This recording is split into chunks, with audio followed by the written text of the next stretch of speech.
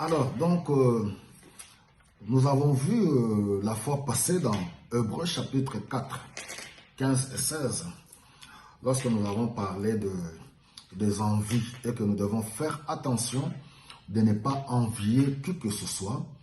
Nous avons vu que Christ, qui est notre grand souverain sacrificateur, il a été tenté, mais il n'a pas péché.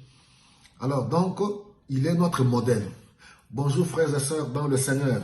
Christ comme notre modèle, nous devons nous approcher de lui avec assurance. Donc, comme on dit dans Hébreux, au chapitre 4 et 15. Pourquoi?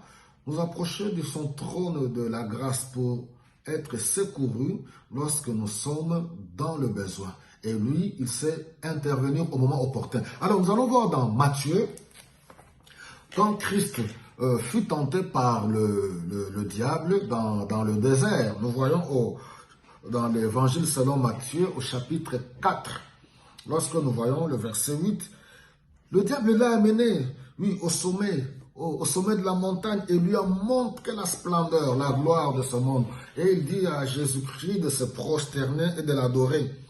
Et ainsi le Seigneur lui donnera, oui, lui donnera la gloire, il lui donnerait tout cela.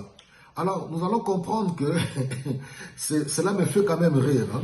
Jésus-Christ qui est l'auteur de toutes choses. C'est par lui, comme nous dit Colossiens au chapitre 1, verset 15 et 17, c'est par lui que toutes choses ont été créées.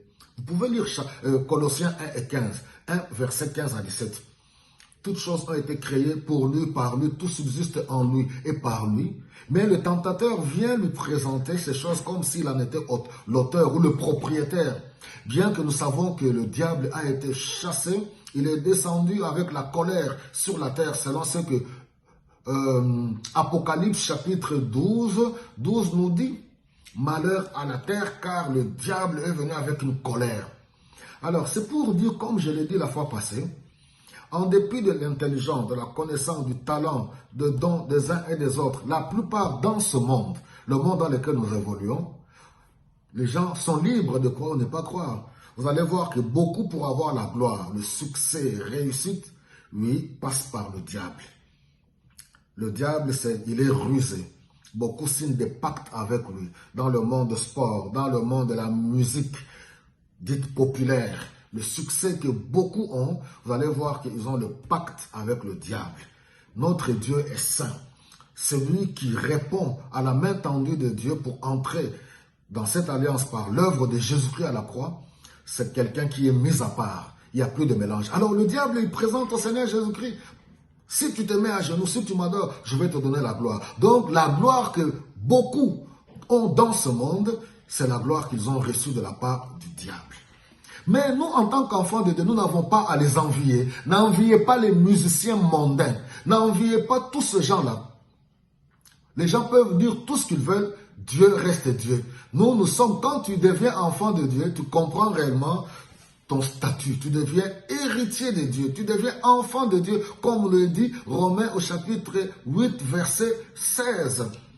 Là, nous voyons que nous sommes héritiers de Dieu et co-héritiers avec Jésus-Christ. Toutes choses appartiennent à Dieu. Toutes choses appartiennent à Jésus-Christ. Un vrai enfant de Dieu ne peut pas envier parce que c'est que oui, avec le Seigneur, par son travail, par son business, le Seigneur le bénira. Il n'a pas besoin d'entrer dans le monde occulte. Il n'a pas besoin de devenir toutes ces choses que vous connaissez là. Il reste attaché et fidèle